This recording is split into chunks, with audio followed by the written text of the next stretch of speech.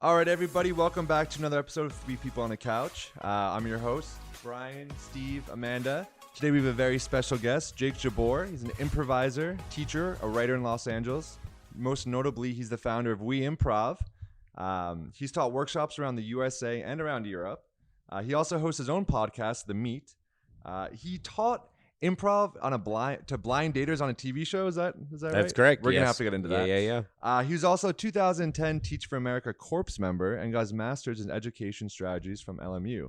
He also recently wrote and published a book, Training to Be Myself. Jake, thanks for coming on the podcast. Thanks for having me. Thanks for being here. Welcome to the show. Yeah, welcome. Thank you. Thank you so much. This is great. It's a couch. Yeah, it is. It's people. It's everything I was promised. Yeah.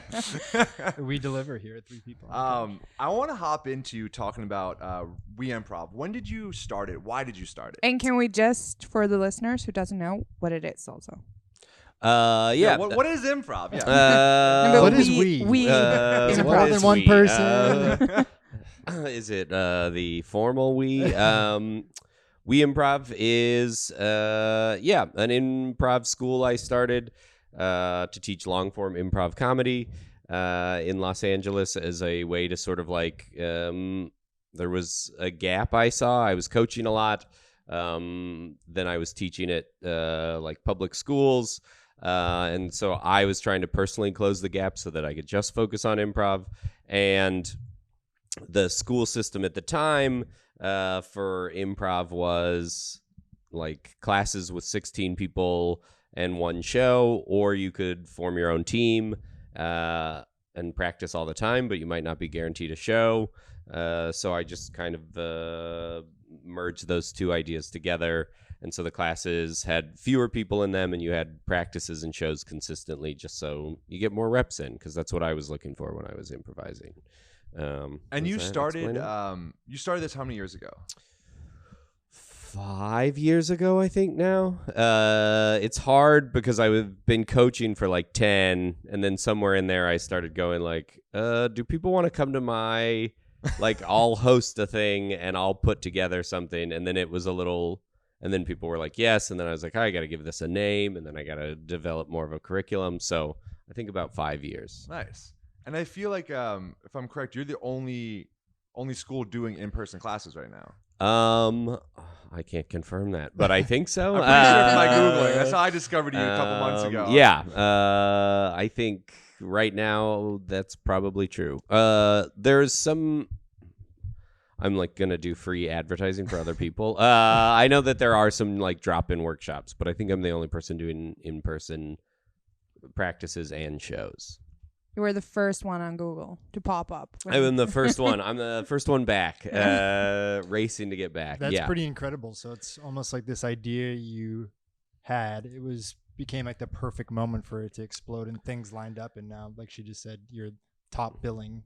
It's very weird. How many people are there now? I think like at any given time, there's probably like 100 to 125 people like actively doing it. But there's been like, I kind of mark it by generations of like, oh, the first year I did it, it was like this group of people. And then like, then there was this group. And now I'm at this place where there was people who started pre-pandemic. They hung in through the pandemic. I also picked up people during the pandemic because we were doing it during Zoom. And then coming out of the pandemic, it's been a lot of people who like, I just got to LA. I'm looking to do improv, or I just want to get out of my house. So it's like a whole new generation. It was weird coming back on stage that first show after not doing it for so long. Yeah. It's like, do I remember how to do this? Like, yes. Yeah. It's been an adjustment period for sure for a lot of people. Now, Amanda, do you know what improv is? Or before you did research for the show, did you know what it is? Have you been to an improv show before? I haven't. I've never been to an improv show.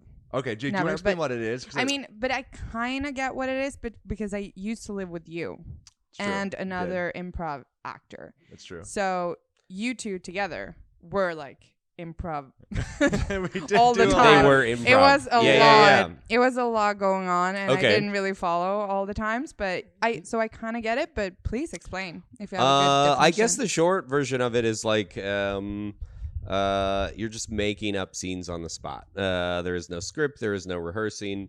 There are varying different ways to do it. There are short form, which is like kind of games that you'd see on Whose Line Is It Anyway or whatever. I teach long form, which is the idea that like based off of a word or some sort of idea generating like exercise at the top of your set, you're going to create scenes around that just and hope that they go well. Hope that they're fun and it's interesting. not stand up. A lot of people always go when I tell them I'm doing improv. Yeah. Like, great. So like, what's your set going to be about? And I'm like, oh, I don't know because it's improv. Right. Yeah. There's nothing written. I think a big part of that confusion, especially in LA, there's stand-up venues that have the word improv in it. Yes, Like true. one of the biggest ones, like The Improv, which is in multiple cities, but it's like, wait, this actually isn't improv. Yeah, that's a good point.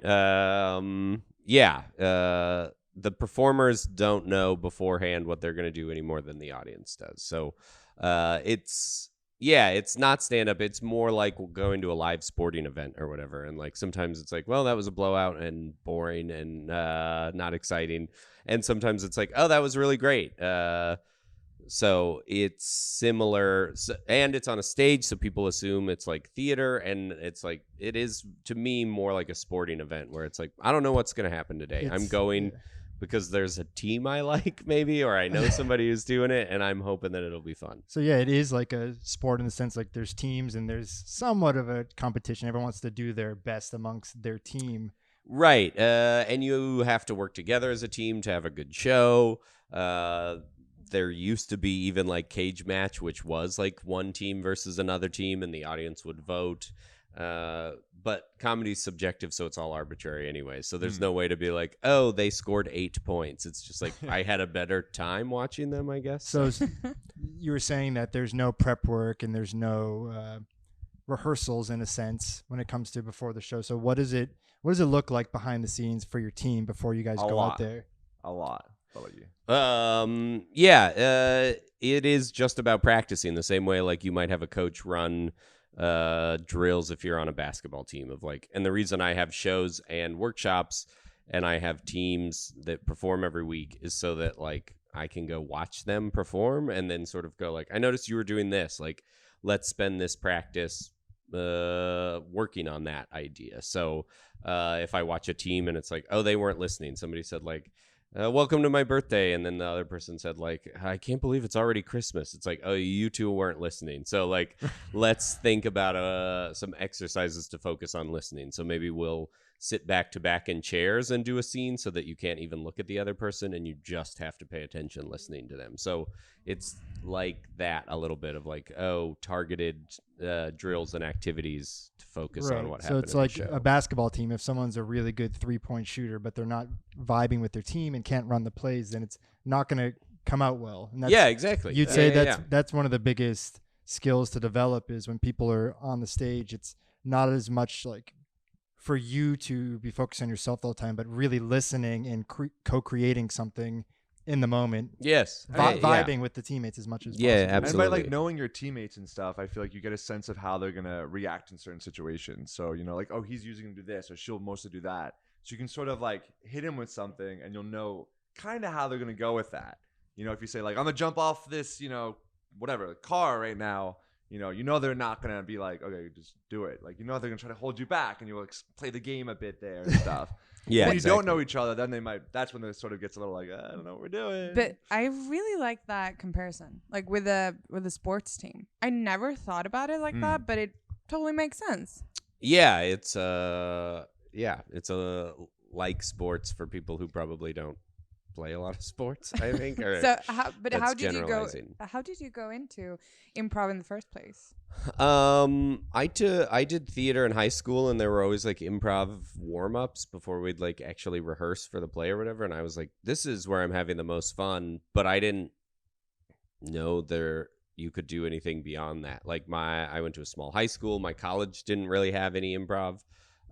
They did it, and I went to like a couple shows, but I was like unclear about it. And then when I came out to LA, a friend just took me to a UCB show, and they do great marketing where after a UCB show, they'll go like, and if you want to learn how to do this, we have classes. And I went like, I can pay money to like get better at pretending and doing make-believe and comedy and stuff like that. And that's how I started doing it. I just was like a fan first, and they said, we'll teach you how to do this. And so I did. It's so sad about UCB and kind of where, and we'll touch upon that in a bit, but I actually learned improv. Similar sort of story. I was teaching English in Vietnam. Okay. And there was an Israeli guy there that was teaching it. And he basically had a copy of the UCB manual and just did the first half. We never really got into like doing much long form. It's more short form, but with, finding base reality and doing that sort of stuff. And we just started sort of a mixed group of expats living there, just started doing improv comedy there and doing shows. Oh, with wow. Vietnamese. And that's how I got into it. Okay. And I just fell in love with it. It's such a fun way to meet people, to express yourself, to just sort of create funny ideas and have a good time. Yeah.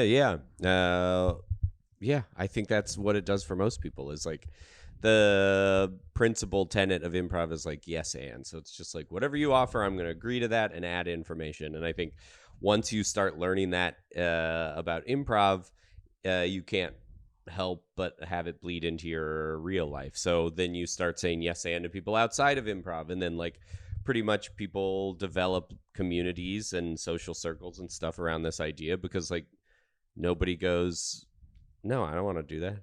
Like, you go like, yeah, okay, sounds fun. Like, it's working in my comedy. It's working for improv.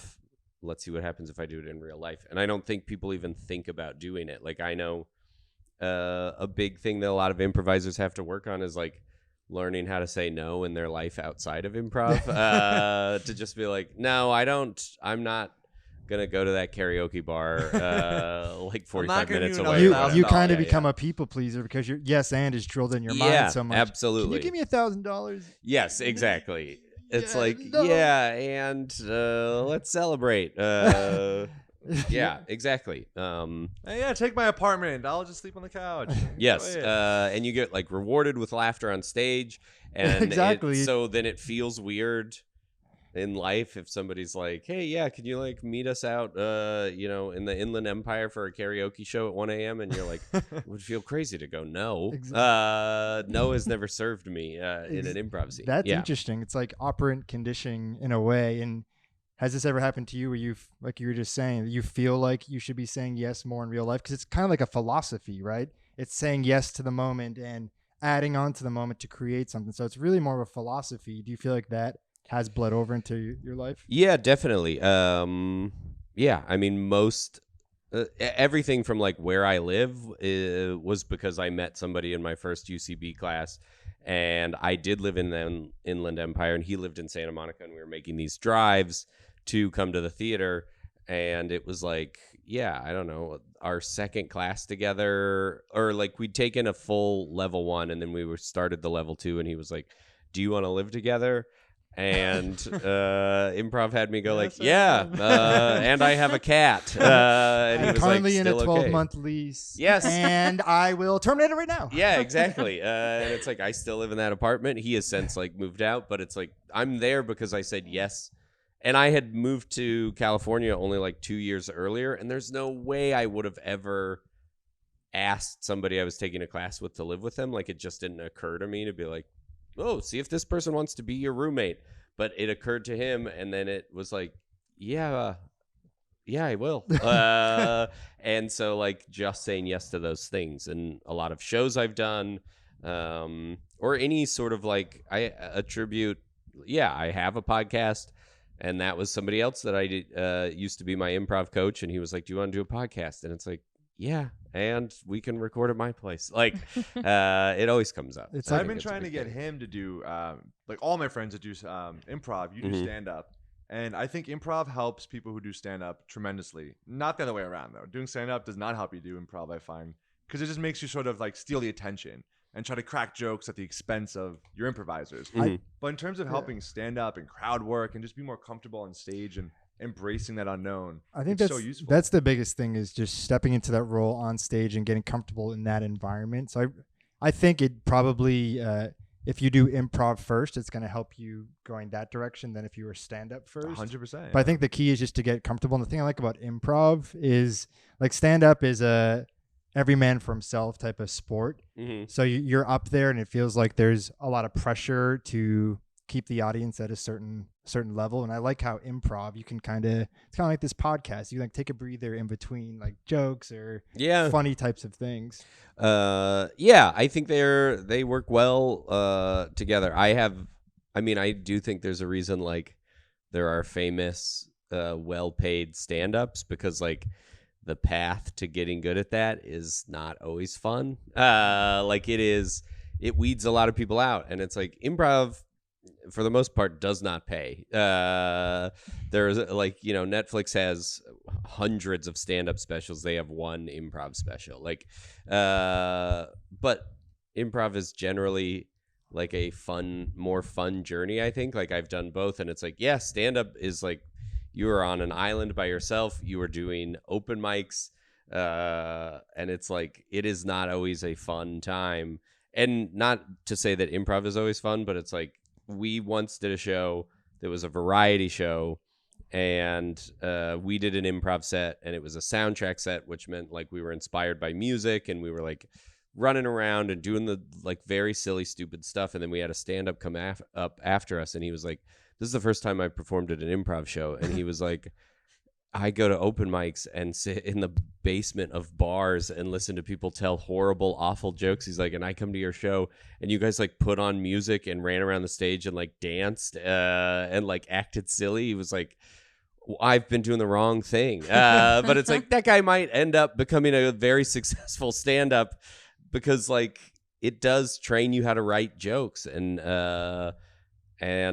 that isn't like, you can be consistently good at that every time, and improv doesn't have that same level. There's like a darkness to stand-up that is perpetuated and almost revered, that the stand-up comedian kind of starts out in these dark little open mic basements, and the audience is allowed to grill and roast and, in a sense, like play a part in the stand-up comedian's performance as a way to just rattle them a little bit and help them improve their skills ultimately. But the role of the audience with improv is kind of to contribute to the ideas and spur the themes of the sketches. Yeah.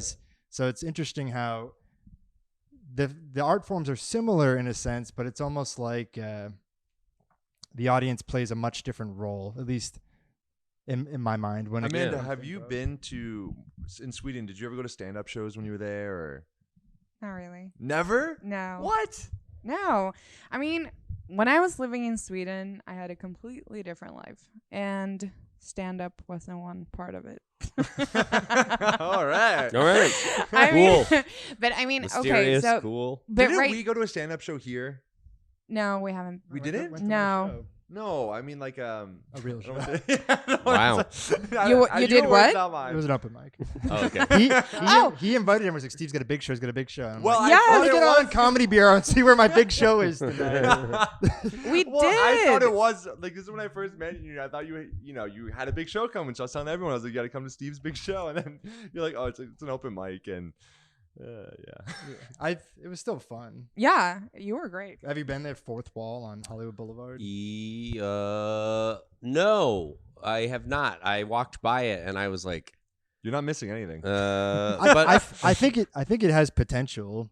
No, it's funny. I used to go to that piece of real estate. It was a coffee shop, so that's where I went for a long time. And I kid you not, I'm just remembering, this was years ago. I always thought like, this would be interesting if I could like run a show here, if this was like a comedy venue. And then after COVID, it emerged as an unemployment office. That gives me a little bit more knowledge about that place. Like, I walked past it with somebody the other day, and I was like, did this pop up out of the quarantine? That like and it was like, and we like looked in, and they were like setting up for an open mic, and I was like, yeah, I think people assume like improv, stand-up, sketch, like they're so closely related, but it was like looking in that window to go like, there is a community of people who do comedy, and I know none of them or what they're doing. Like, it feels very close to what I'm doing, but it might as well be worlds away. Where I'm Right. like, is this a venue that popped up? Like I heard nothing about it because it doesn't. Yeah, because it's not improv. I think there's Did there's a COVID rule that for every 5 venues that shut down, one's allowed to open up. Oh, So okay. All right. It feels Tracks. like you, it. you capitalized on one. That guy did. Yes. Yeah. When you were traveling and doing workshops, did you ever meet a guy named Adam Dow, improviser? Where would I have met him? I don't know anywhere. I don't know. Anywhere. He used to He's live in like Who another is he? traveling He comedian. used to be in LA. He's I in don't think Seattle so. now. He brought improv to India, to Mumbai, about 10 years ago. Okay. And it kind of spread out through there. He was kind of one of the guys that brought it over there. He's an American guy. Okay. And then I sort of grew there. And then a few comedians came over here. Kenny Circa, she studied at UCB. Kenny Sebastian, and a few others. I can't remember the names. But they basically did India's first improv show and recorded for Amazon. Oh, or was it interesting. Netflix? It was one of the two, but they did the first one there. And because India is still very new to that whole concept of like, Yeah. wait, what do you mean they're not rehearsing? Why the fuck am I going to pay money if they haven't rehearsed? It's like, I no, mean- that's the point. Like, I mean, Right. dude, you could probably spread it to Sweden. I don't think Okay. you got it there. it's probably there. It has I to mean, be. it's probably there, but it's It probably is. really small, and but honestly, if someone needs improv, because like you've been here a couple of minutes, but you already sold me on this concept. All right. I have. Get your credit card out right now. Great, Yes, great. here's my social Call security. 222-333. No, but the thing is, with improv, it just feels really fun. I don't want to be an actress. I don't want to be a stand-up Yet. comedian. I don't even want to be in front of the camera, even though I am. Hello. I'm getting used to it. But the thing is, with improv, though, it feels like you can play like Yeah. when you were a kid, and also train your imagination, because I could really use that, because I can feel myself, especially when I was back in Sweden. Everything is very like black and white and, boxed in. But with some improv, it feels like you can, think outside the box a little bit more. Well So, I mean, I think improv, we're going to Sweden, dude. said. Okay. Guys, Oh, we're- Jake, congratulations. Yeah, Wow, whoa. look at that. What are- Let's awesome. go. I would love that. What are some of the introductory exercises you would do with someone who's brand new, like their first day ever doing this? I basically just start with like the idea of coming up with something without thinking about it. The easiest one is just like I call them robot scenes, and it's like, great, just tell me who you are, and the other person in the scene, you tell me who you are, and it should complement the first person. So if it's like, if you say I'm a doctor, you would say like I'm a patient, right? You wouldn't say like I'm a doctor, I'm a dragon, because now it's like I don't know what's happening. But that could be interesting, though. Yeah, absolutely. Could And be we a Game can- of Thrones theme. Right. Yeah. And we can work up to that. But if it's like doctor, patient, where are we? The doctor's office. Great. I'm having like my knee looked at. It's like, cool. Now just make some choices that feel like a doctor would make in that situation and a patient would make. I promise you're going to make a choice that will surprise us, even though you've told me everything and it feels very like understandable. So I'll do that one. I'll do like a firing exercise where it's like, you're going to fire somebody and you're going to fire them for doing something very weird. You get to pick whatever it is, and their job is to explain why they were doing it. Everybody improvises. We do it every day. Nobody goes through their day having it rehearsed. You might have a schedule or a routine, but things interrupt that schedule. Things interrupt that routine, and you have to deal with it. Like you get a flat tire, or you like somebody like cuts in front of you in the grocery store unintentionally, and you have to decide like, do I tap them on the shoulder? Do I let this go? Like, am I going to be thinking about it on the ride home? Like, you bump into somebody, you have a conversation you didn't plan on having. Like, everybody improvises. The idea is like, you're just going to do it on stage in front of people. And the best part of it is there are no stakes. Like, depending on how I react to a person who cuts in front of me in the grocery store or whatever, it's like, there might be stakes to that. I might feel like a pushover if I don't say anything. It might be a weird altercation if I do say something. But an improv scene, you can go like, hey, you cut in front of me. I got a bunch of avocados. I got to go make like guacamole for a party. And it's like, none of that is true. You just made all of that up. Have as much fun with it as you want, if that makes sense. I would just be so afraid that my mind would blank. And don't I think won't. It would though. I don't think it would. Yeah, I understand the fear because a lot of times before I go up on stage, I don't really have my material all the way down.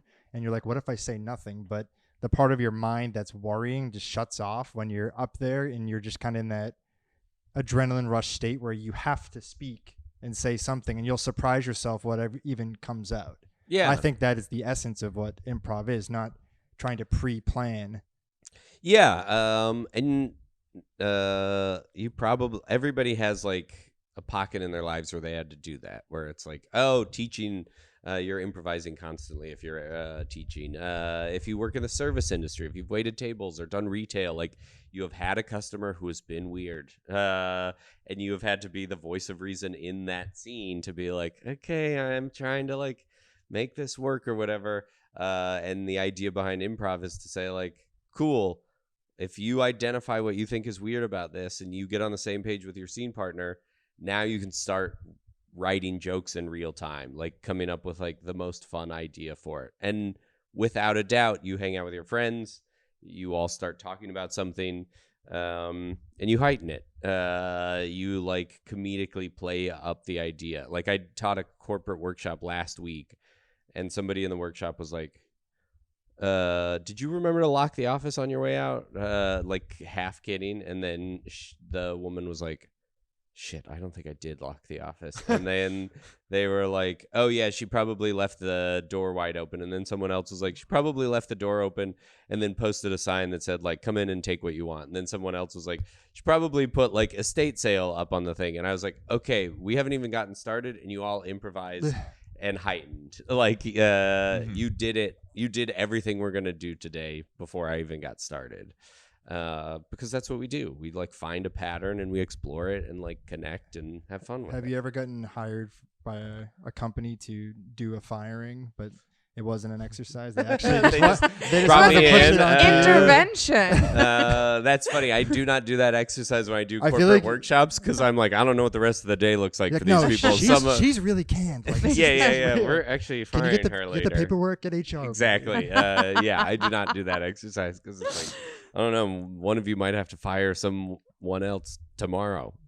It Yeah. would be a memorable experience for the terminated there you go. employee. Definitely. Yeah, I I did like get fired via improv I practiced sketch, getting fired, actually. and then I actually got fired. Yeah. that would be awesome. Everyone's just improv signing the release forms. She's improv crying. Oh my god, she's improv Let's packing her heighten it. How desk can we up. heighten it? Yeah. Let's pack your bag, take your computers out and your books. So you've taught improv throughout the country and overseas. Mm-hmm. Do you notice that the culture, even the microcultures throughout Did this you go to country, Sweden? No. We Jake, what's going on I here? know. I'm telling you, it's no market in Sweden. Let's bring hey, it to that's Sweden. Good to know. No, we did Germany, England, and Iceland. Oh, I want to hear about Germany Um, because they're stiff as. well, yeah. So, the interesting thing about Germany is there are a lot of expats there that had a like very high, like most of the people I taught spoke. Well, everybody I taught had to speak English because I don't know another language, so that they signed up knowing that or whatever. But there were a lot of people there who English was their first language. So it had a big comedy community. Iceland, I mean, everybody, comedy is kind of a universal thing for the most part of like, Yeah. and you know, if you're doing stand up, it's like writing a joke. It's like, here's the premise, here's the setup, here's the punchline. You're doing the same thing in an improv scene. It's like, here's the setup. We're in a doctor's office. We just don't know what the premise is yet. But once we lock into the premise, it's just going to be hitting punchlines. But do you ever get tired of that? You're like, you're a doctor, and you I'm do patient. you, and fake it until you make it. Go grab a coffee. Do you ever get tired? That's a good question. I go through phases of like stuff that I see.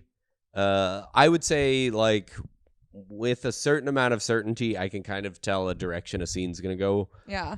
within 30 seconds of like, I know where this scene is going to be headed. It'll still surprise me in the choices that improvisers make, which is what I love about it, is like any two people who do a scene together, it's going to look totally different than two other people who were given the same thing. Like you two in a doctor's office scene is going to look different than us two doing a doctor's office scene. So that part is always surprising. But I go through phases where like a team I coached the other day, one of them was like, you taught me, or you coached a group I was on like 6 years ago, and you gave a note of like, don't do silly voices. Nobody likes a silly voice. And he's like, and then I did a silly voice, and you were like, why did you do that voice? And I was like, I don't have any recollection of that at all. It might have been a week where I was like, don't do silly voices, because I was like, I don't even recall me having a problem with silly voices. I do though, so please, everyone who's listening, don't do silly voices when you do improv. I don't like it. There you go. You good, great. So there will be those types of things where I'm like, or like after the 2016 election, it was like, I was like, well, I'm just gonna have to see a ton of Trump scenes. Yeah. And it's rare that a Trump scene is going to surprise me. Like, I kind of know the direction of it. But It's I usually get... Tinder and Trump are always like the two things you'd see at open mics. Okay, It's like, there you go. Really? Okay, Trump again. Oh yeah. Yeah, I feel like Tinder, I can It's like imagine. every open mic. just dating apps in general. My dating life is shit. Yeah, Let me tell you a everyone shitty talking story. about- It's like, oh god. But that's what we're interested in. Your dating life. It gets old though. Like I remember when things started opening back up and I started going to open mics and a few comedy like clubs to watch friends and stuff. Everyone was doing the same exact COVID joke, the same exact, and it was like literally like almost verbatim, like word for word. And I was like, oh, no more, please, no more. That is actually true. I remember when we actually did go on stand-up. Steve's stand-up. I feel like we went another night, didn't we? No, we did you only come for saw Bill Steve. Burr? No, That wasn't you. no. Huh. It was another woman.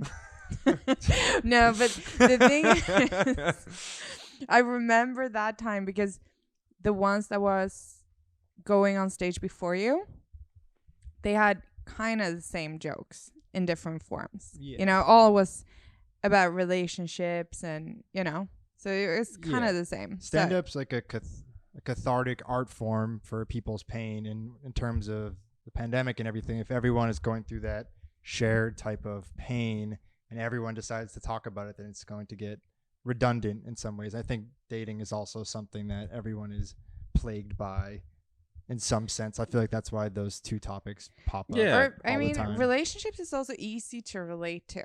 So Yeah. I kind of Yeah. get it. I mean, you and me, we did like a scene where everything was Oh yeah, I was was what are you talking about? completely a scene, a porno. Completely improvised. And So, completely Steve improvised. grabbed a camera and he's like, let's just film. The lighting's good. And I was like, all right, fine. And then I was like to Amanda, I was like, just follow my lead. She's like, I don't know what we're doing. And And I wasn't know sure if it was gonna be nothing about funny these or things. dramatic. We went dramatic with it. It's called Welcome to LA. You did a great job in it. Thank you. And I kind of sort of fed him the information. I was like, we broke up a month ago. Like, you know, you're trying to Right, establish that okay. base reality. Great. And Yeah. then we go through this whole thing about like how I left to go find myself, and I came back, and she was like dating my best friend, and the other guy was not listening to what was going on. not at And all. he just pops in there, and he's like, "Hey man, nice to meet you." And I'm like, "Yeah, I know who you are. You're my best friend." He's like, "Why are you being so weird?" And I was like, "Oh, God." You're my best friend who's banging my girl. I was like, what's up, bro? Nice to meet you. He's like, nice to meet you. Shut the fuck up. Right. Yeah, so I thought about that. That was improv, right? That was Kinda. improv, There you yeah. go. It wasn't improv comedy, but it was improv. Yeah. 100%. And you did a great job doing it. So I think you would actually be good. Yeah, if I didn't have stage fright, You can get over that. The Or first camera time I did fright. improv, I was profusely sweating. It was we were in Vietnam with the Israeli guy Leon and the team, and I couldn't stop profusely just sweating. And he's like, "Yes, there's a giraffe." And I was like, "Yes," and I was giggling out of nervousness and laughter and like Yeah, sweating. I but thought that about goes that. away. I would also giggle It's for okay everything, though. and It's also okay. think about my Swedish pronunciation that I can't even pronounce. You sound pretty that American. No, I don't. Yeah, my mom said she doesn't even sound Swedish. She doesn't even until she starts talking about clitoris. That's her dead. In our last giveaway. episode, we Sounds Swedish. had a sex doctor on, and Okay. Yeah. she was talking about the clitoris, and Amanda's like, "Oh, yes, I know that word in my language," and then she's like trying to find the word, and she says it, and say it again. Clitoris. It's Oh, the same great. word. Yeah, it's like there the you go. same, but the thing is, because you said Brian said, "No, it's okay. You can say it." I'm like, "Yes, I know I can say it, but I don't know what word it is. That's the problem." Right, and then okay. I said, "Clitoris." Great. You love that word. It Dude. was a funny moment. Yeah. That's the first Swedish word I've learned. You're welcome. Thank you. It's a very useful one too. Okay. It's right after the. Those are the two most popular Yeah. words over there. Good day, Yeah. clitoris. Are you also acting as well? No, I don't. I mean, I'll do it if somebody's like, we're doing like there's a dozen, I'm sure, videos that I'm in somewhere on the internet for different people's like projects or whatever. But I don't. Yeah, I always did improv. Just like I truly never thought it was going to be something that would be how I like make my living. I was just doing it because it was fun. Like, I never had like, oh, I'll do improv and that'll get me stage ready to do SNL auditions or whatever. It was just like, I'm just having fun. So what is the career path, if there is one, for I an mean, improv actor? Writing is primarily where I spend my time. Outside of like teaching improv and stuff like that. So I do think improv is helpful for making you a better writer. Also being better in a room if you're planning to like be in a writer's room, because it is like, all right, you're not going to be the person in the room who's like, no, that doesn't work, that sucks or whatever. You get to be the person who's like, oh, great idea, and what if we did this with it or whatever. And so you just it's wrote a been book. really helpful. Yeah, that's right. I wrote a book. Can I we wrote talk a bit about like what that was about, the inspiration for it? Yeah, it's I mean, everything is 1 degree removed from improv in my life, it feels like. But we did a tour, an improv podcast tour across the United States. We took an Amtrak train from Los Angeles to New York, and we taught workshops and did live shows along the way. And so I wrote about that experience because it was a transitional experience also in my personal life. So it's like a memoir about travel and improv and identity and stuff like that. So the idea was like, I've always wanted to write a book. This felt like the easiest way to do it because I could just be like, chapter 1, day 1. And that gave me like the bones for it. So that was I did that in 2017 and the book came out this year. So Wow. yeah, it's Congratulations to very weird. the Thanks. book. Great, thank you. And Thanks so where much. can we find it? If we You can wanna find buy it anywhere. If you're in Los Angeles, it's at Book Soup and Skylight Books, Vroman Books in Pasadena, but it's also Barnes & Noble, Amazon, Target, all those Awesome. big places. So you yeah. did improv with the passengers. So you were. Oh, no. Okay. They would, I wasn't even making a I would joke. have got thrown No, off now, the train. now I get what you're saying. You stopped in each city and did it. Yeah, For some so- reason, I imagine like some kind of like murder mystery type of That's a improv, great like, idea. going on like Uh, on the train. That would have been amazing. Yeah, I was like, that sounds good. yeah. I That think sounds fun. Amtrak passengers would love that, where it's like you pay another $10 on your fare and you can participate Yeah, in, a like, little an murder improv on class. the Orient Express or something. Yeah, improvised. that's what I was Yeah. imagining. I was like, who got That's a killed? great idea, honestly. Like live theater If on you a need train. if you want to do a second book, I think Yeah. you're like Jack Kerouac. Didn't he drive back and forth across the country and write about his travels? Yeah, exactly. Yeah. There's a Travels with Charlie is a John Steinbeck book that I sort of used as inspiration. Yeah. We'd stop in cities, teach a workshop, do a live show for the podcast. So we did like San Antonio and Austin and Chicago and Philly and New York, obviously, and Maricopa and DC. I think there were like, now I want to say 9 stops.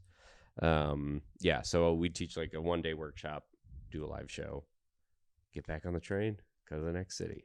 How long did that last for? That was like 17 days or something like that. There was the Del Close Marathon in New York, which is like used to be a big long form 48-hour improv event.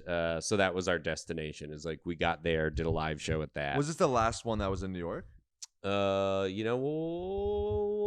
Was it? I think it might have been. I was at that one. Okay, yeah. There you go.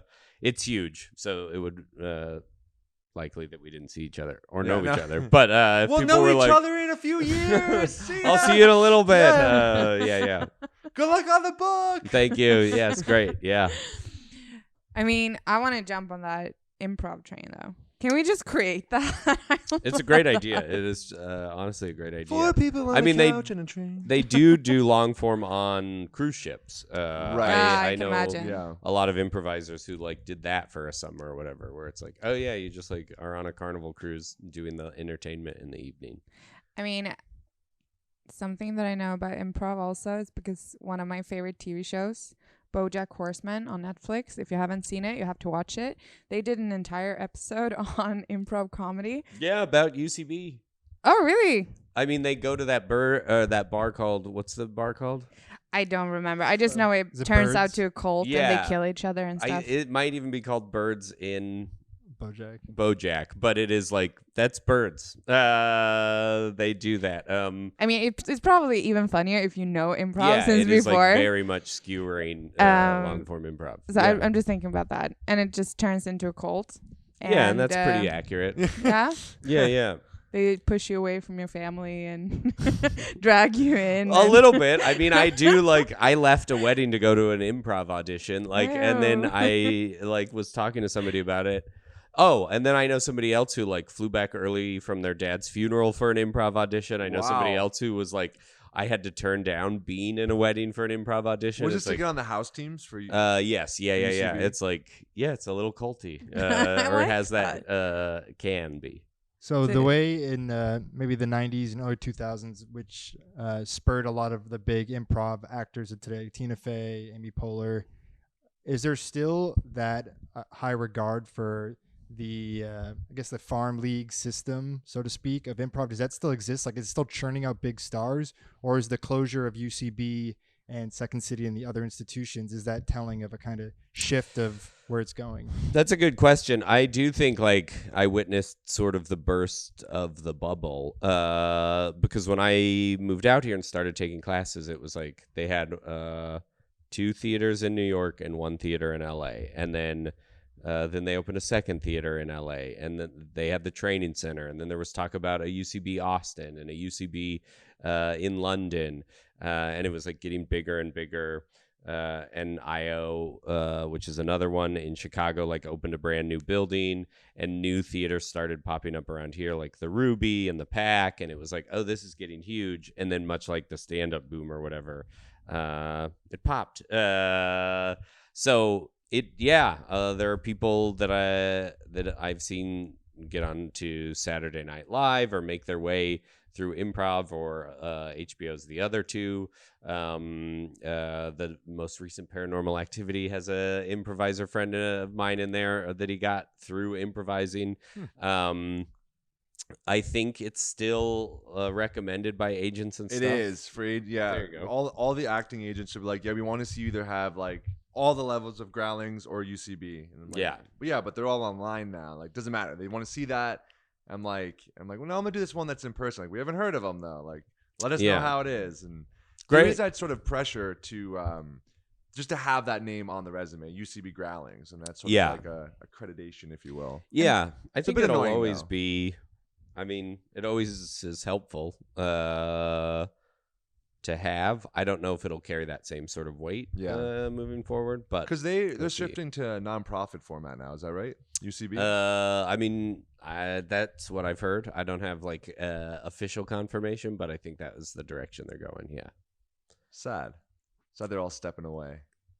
Yeah. Well, I think like He's like, more for me. it is sort of like It's true. It's an amazing thing to happen. Yeah, it is very weird. It's a wild thing. We go back to Jake's apartment. I and noticed there Poehler's was just a- like locked in there, like let us out. Like, It's oh, weird Will's there was there. a fire in that building right after I saw you with Yes, a canister yeah, of yeah. gasoline on What a crazy way my life would have turned out. I have to be the only person teaching long form improv. No, I don't think. I mean, they'll always be. Comedy is like alternative, and like UCB used to be the alternative improv theater, and then it became sort of like the standard, and then other theaters started popping up around, and someone else will then become the standard, and then they'll always be like an alternative to the like, because comedy I think is often a response to the norm, like which is why I think like it is a younger generation's always like response to whatever the accepted thing is. It's really tough to be somebody like Steve Martin or Chevy Chase or Eddie Murphy and continue to be like comedically relevant, because it's like you're the standard. Like you have set the new sort of norm. Someone else is going to come along and subvert that norm. Like that's kind of what comedy's about. Do you feel like the kids nowadays, or high school, middle school age kids with TikTok, they're kind of getting that performance and expression out already, so it's kind of pushed improv institutions to the side in a bit? Because nowadays, like growing up, we weren't making content in middle school. We didn't have those cameras in our pockets and our ability to do that. But now TikTok, it's become part of the culture, part of the everyday life of being a kid, being a high schooler. Yeah, that's fascinating. I don't know. I mean, I often am like, I loved stand-up so much growing up, and it's like, God, if there was a thing like Netflix around where they were like, we're going to release a new stand-up special every week. As like a teenager, that would have been my dream. It was like we would find 3 or 4, and that would be all you'd listen to forever. So the idea of having that much exposure to it, I think, is probably going to change the way people think about comedy and grow up and get exposed to it. And like, being able to create your own. I think improv, I mostly see people, come to improv for any number of reasons, like getting out of my shell, or because my rep said I needed to do it, or I just found it funny. But I see the reason people stick with it is like, I have teams that I've been coaching for like 3 or 4 years. Like it's, as an adult, it is an excuse to say like, for these 2 hours a week, I get to goof around. Like that is my, like, I just get to laugh with my friends. Like practicing improv was one of my favorite things in the world to do, because it was like, no, I can't do this, I can't do that. I'm setting aside these 2 hours to just try and be funny, to just have the funniest people I can think of make me laugh. Like, and I think that's what keeps people around who decide to stay around, is like, it's hard to beat that. It's great. It's that community aspect. I think one of the reasons, like in Vietnam, it was such a eclectic group of people that we were all doing it. There would be teachers, people at the U.S. Embassy doing it, Vietnamese people, and everyone's sort of coming together just to create comedy and have fun. Yeah. It's one thing we could all sort of agree on was laughter. And then going out after, having a drink, and then talking about the show, what worked, what didn't work. And it was that community that forms around improv, which I think is so great. Yeah. Don't you think it would be beneficial to have some kind of like court mandated improv class? I know someone has to go to like community service or something, but It could be a sketch. Improv can be so healing in a way where someone can find themselves, and I feel like it could be an interesting thing if we utilize the arts, incorporated more into our, so to speak, like punishments for breaking the law. They've done this. I'm pretty sure they did. Somebody went around teaching improv classes in a prison. Yeah, in prisons. I'm sure. It's not too different than the cathartic experience of like, I think stand-up is a little bit like therapy, that you were saying.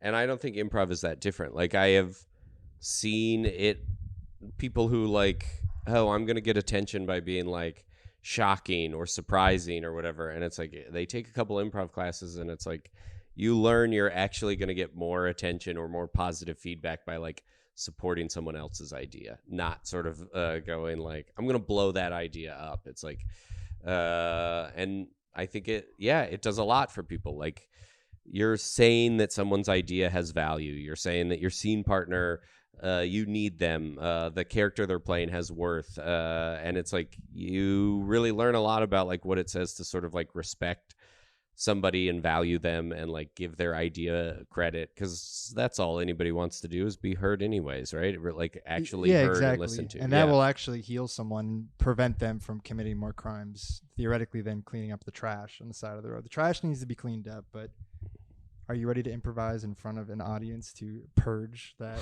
hurt from within?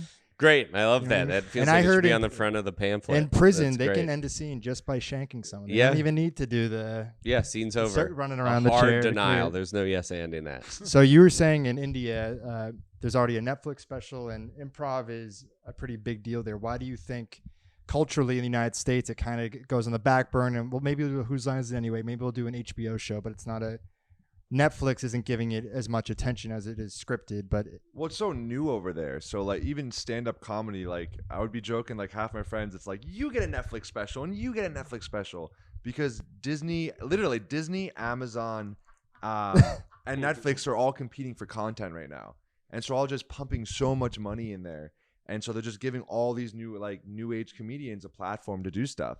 I mean, that's the reason why I was able to get so much acting work there, just doing so many like British recreation stories. They're like, we need British officers, and I'm like, sign me up.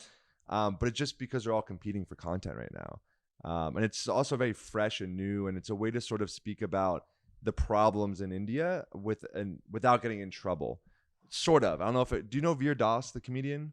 Mm-mm. He's an Indian comedian, but he just did a show at the Kennedy Center in America. And there's a lot of controversy because he did this little speech called the Two Indias, where he talked about like the good stuff and the bad stuff about India, and it was pretty good. And he was bringing up a lot of points there, like India is the place where we celebrate being vegetarian and we murder our farmers at nighttime and stuff, and like sort of these points.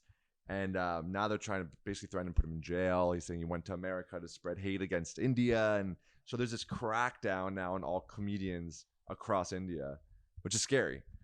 But that is the role of the comedian. Ultimately, it's to be that voice, Exactly. using humor to put society and culture under a microscope, so people can decide, is this the world we want to live in?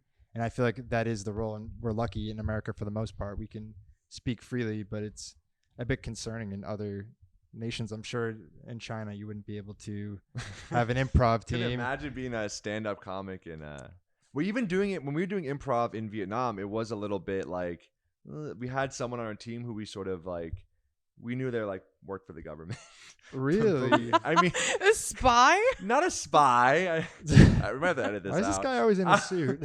But like we kind of knew, even when we Who's organized this the guy? TEDx event, we had someone helping us out who worked for the government to make sure we were talking. All of our speakers we had for the TEDx event were like vetted and weren't going to say anything that was anti-communistic or like too. It's like, yeah. I mean, I get it. It's to an like the extent, equivalent of a but- SAG representative here. It's It's like, why do they keep looking at the craft services? It's like, isn't McCarthyism was when they were making sure that there wasn't, I'm going to fucking butcher this. I'm already forgetting this. McCarthyism is Three when, people on a couch where we make up facts. this is and try to today's remember episode's them. history lesson. Dude. And I don't know what I'm saying, but I've already started the sentence. McCarthyism was when they made sure there wasn't communism going on in Hollywood Improv.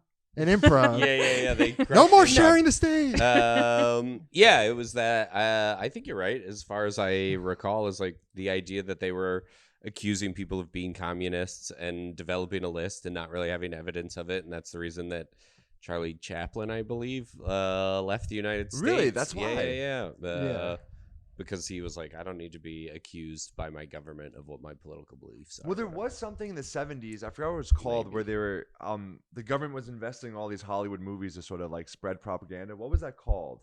You know what I'm Oh, talking I about? don't know. It's called Hollywood. That is what it is. Yeah. It's There was some sort of thing in the 70s, and they said they stopped it, but I forgot what it was called. It's fun in the next episode. yeah, we'll can't never remember. heard Yeah, that I don't again. Well, I saw in one movie that not to go too far in this direction, but the CIA does play a part in like the media, and for like some open reasons, like how do like NCIS or CSI, they'll get that kind of like intel on how things actually work. And then I saw in a documentary in some other places that the CIA has a hand in what things are allowed to be depicted and kind of shaping like the narrative of the Hollywood media Dude. export in general. But when it comes to like exporting, sorry, sidetrack again, but like coming from a different country, growing up with American movies and Americanized a view of America that is so glorified that it's crazy. And then you come here and you're like, oh, okay. You know, I mean, I love America. Yeah. Don't deport me, please. I'm here. I love it. That's true though, because even Disney is there was a lot of propaganda, and that was they were one of the pioneers of animation and just a lot of children's upbringing that played even probably in Sweden. You guys saw the Disney movies, and that went hand in hand with a U.S. Hollywood export. Well, Oh, it yeah. makes sense. I mean, if you're making movies about like how much like America sucks or how much a country sucks, they're not going to want to be pushing that But everywhere. the thing is, like, but that's the funny part, because in Swedish culture, we do that. We do, like crush your own country a little What's bit. the word where you Like- don't share praise? You're not supposed to talk about your own praise. There's a word for that. Clitoris. In in Sweden, there's Not like this that thing word. where like musicians, actors, like they don't want to put the attention on them, and they don't want to take that. I was watching a documentary about ABBA and all this, and like everyone sort of underplays themselves. Oh yeah, I mean we have this word in Sweden that is called lagom. Yes, that one. Yeah, Yes, because yes. and that means and that is our culture basically. It's in Sweden you are not to be too much, you're not allowed to be too much or too little, which means that if you come to me and say like, "Oh, I work out every day." In Sweden that would be like, "No, wait, that's way too much. Why do you work out that much?" To do But- it that much or to talk about it? Or to do it. Okay. And then if you say like, "Oh, I never work out." I would be like, "No, you have to work out." But if you told a Swede like, I work I out work 3 out- days a week. yeah, kind of 3 times a week, a Swede would be like, "Yeah, that's lagom." You know, so it's like the sweet spot. And it's also like you But said, would I lie about it? Like if I actually worked out 5, I would tell you 3 to sound more but modest. like no one does that in Sweden. Because There's we not as all- much we are- competition amongst the people, whereas things are kind of taken to more extreme. No, but I this mean- is like I mean, with it's famous not- people yeah, underplay their because own fame. it's a part of Really? because it's a part of our culture, which Deleting means their that IMDb Pro credit. it doesn't I didn't mean do Titanic. I didn't. it doesn't matter like if you're the best in Sweden on something, because of this lagom kind of thing, you're not supposed to be better at Oh. something. So you're like, I love that. you know, so That's but cool. but you're not supposed to be, you know, worse than anyone else either. So you cannot complain Don't about suck it. and So don't exactly, overachieve. you can't say like, "Oh, I'm great at this," because a Swede would be like, "Okay." Got But it. if you said like, "I'm the worst at that," people would be feeling a little bit uncomfortable because you don't say that you're the worst either. So you're always like in I'm this middle. mediocre. That's I love great. that. That's great. I mean, it's a little That's bit so weird fun. being here in America where people are, because that's the also in opposite, yeah. Sweden, we don't, if you have money, we just don't show it. Like everyone drives kind of the same cars. Okay. You know, I've never seen like a Lamborghini or like something that would draw attention. That would be, In America, when you don't have money, you take loans out to show you have money. oh yeah, love it. Love America. Don't deport me. Why do you think the culture there developed in that way? When I mean, to be fair, like it's a different country when it comes to both like healthcare is free, education is free. We're a small country. You know, it's a whole different conversation. But yeah, Would you ever want to live abroad, Jake? in Sweden, Or anywhere. Sweden sounds great. let's go. Let's bring I'm improv. Mediocre improv teacher. That sounds amazing. Yeah, I mean, I don't know that I ever will. I love Los Angeles. It's hard to beat the weather and everything else. And I made it through the pandemic, which eliminated most of the reasons I like living here. So, like, I don't think I'm going to leave. But that is an appealing idea, or at least, like, I did like teaching improv abroad and could see sort of like the thing we learned about doing the tours is like, oh, we should probably go to fewer places and stay there longer as opposed to going to more places for a shorter amount of time. But yeah, I'd live abroad. Seems nice. But I'll be where here. were you from originally? Not LA? Not LA, Colorado. Oh, that's nice though. Colorado has beautiful nature. Yeah, it's great. Aren't you going there next week? No, I'm going to Oregon Oh. next week. But Also beautiful. yeah, so I hope so. Never been. I mean, but I've been to Colorado, Boulder. Mm-hmm. Yeah, and Boulder's also, great. I don't know what's the biggest city. Denver. Yes, I've been Okay, there too. great. Denver's Oh my- great I too. don't remember. does Boulder have a big improv scene? I don't know. I know a lot of improvisers from Denver in the Colorado area, but they live out here now, so I don't know. Did you move because of improv or because of the weather? I moved because I just wanted to live in Southern California, and Los Angeles seemed nice, and I had some family in San Diego and a friend in LA, so I was like, well, that's enough of like a stepping stone to at least be like, hi, I'm here. I'm not totally alone. So, but yeah, improv came after the fact. It's big in Seattle, isn't it? I think so, yeah.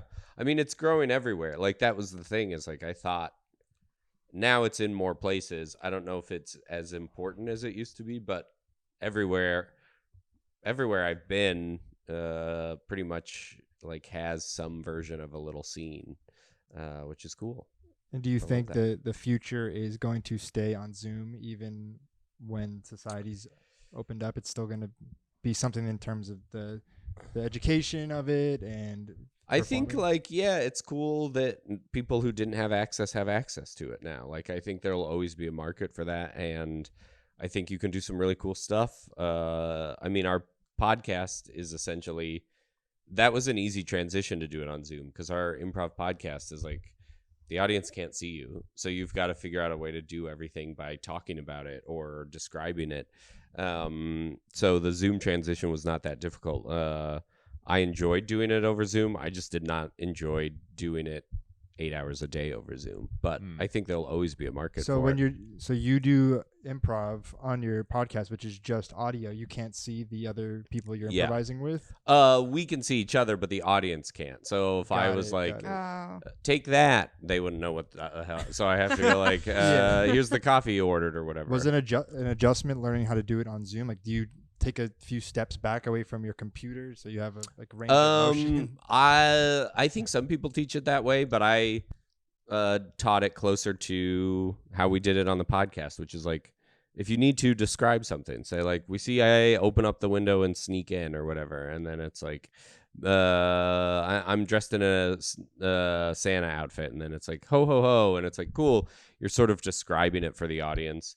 And then my scene partner might go like, yeah, your foot's in the chimney, our fireplace is on, and then it's like, okay, so you just have to be more clear and explicit. But I'm sorry, like, side question. Like, do you ever Yeah. get caught in that mode? Like the improv mode? So you can't Caught? really stop. Caught. Like, you get caught in it. oh, So you're like, you can't really stop Stop doing yourself. it? Yeah, so you're just I like, do Does it- that a lot. You I'll just you start- definitely do. yeah, it's you bad. do.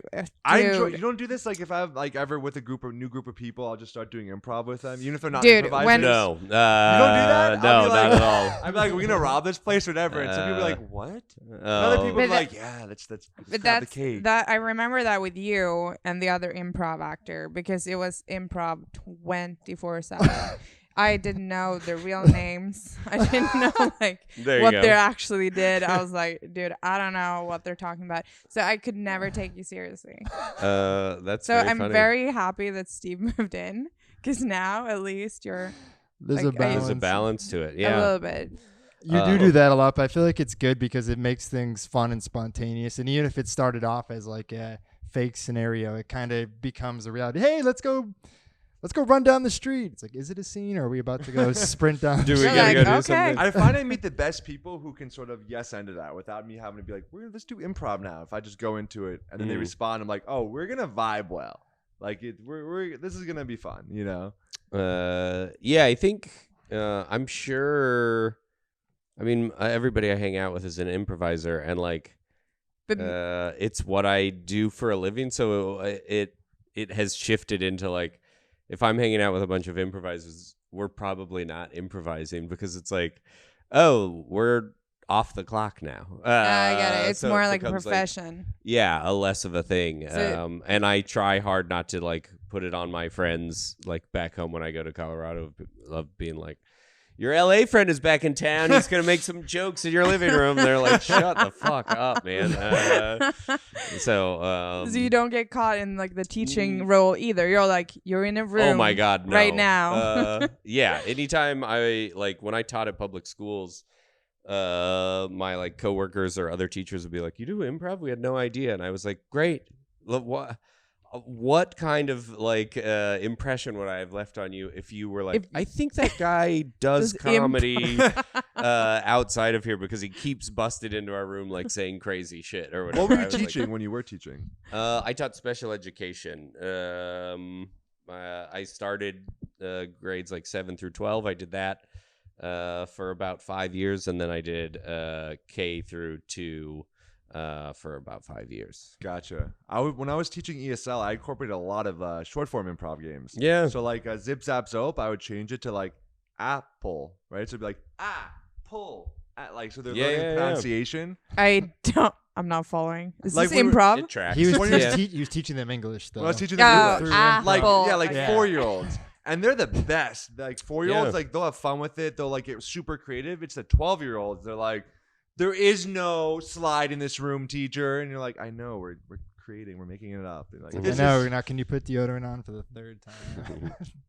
But cool. I think that we just hit an hour, I think. So to wrap it up, where do you see We Improv going? Do you have a vision for it, or are you just kind of going with the flow? And Yeah. I mean, I'm sort of the mindset right now of like, I like the size of it. I'd like it to be. I want everybody to have access to it and an opportunity to do it. But in terms of like scaling up, I like keeping it sort of like small batch. That it's like you have as much time and opportunity to learn and practice and grow as you like. I don't really have an interest in sort of having any kind of like auditions or anything that's going to put people in their head. It's just about like if you show up, you're supportive, you're persistent, you can go as far as you want. So I'm trying to sort of like keep it in like, this is a relatively small community.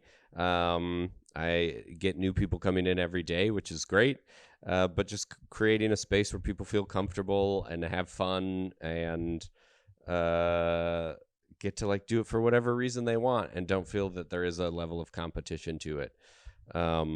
Yeah, I just want to like continue to hone a space that feels like welcoming and inviting and an opportunity for people to get better at it and have fun doing it. And what would you say to someone who is having trouble not saying yes to things in life because of too much improv? I think like start small. Little nose here and there and just build up the fuck nose. Yeah. Yeah, start small. It usually comes like there's probably a reason you're feeling whatever way you're feeling, and it's like listen to that. But you don't have to like shut anything down. I mean, they are conflicting ideas in improv. Like you should never have to do anything you don't feel comfortable doing. You can always leave the scene. And then the flip side of that is like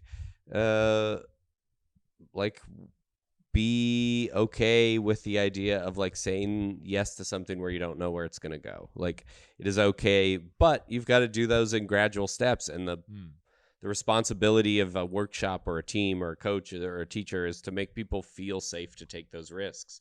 I think it's very easy for certain populations and certain demographics to be like, yes, and everything has ever always worked out for me. I'm white, middle class, affluent, a male. Like I'm going to say yes to everything that's been offered to me, where somebody else might be like, that's actually bit me in the ass a lot. Like, I don't know if I necessarily feel comfortable saying yes to this idea. So creating a space where it's like all improvisers get to play characters and all characters are safe to say yes and explore something. Yeah. Cool. Do you do private lessons? Amanda, why did you say that like that? I thought about it. I was like, that might sound sexual, but that was not my plan. I just thought for us guys. Oh, All right. of us. Yeah, I'm always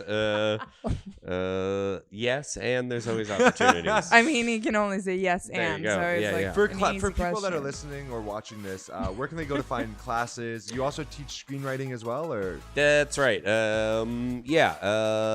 weimprov.net has all the improv classes, workshops, things like that. And then I work through the Ben Axelrad pilot writing school.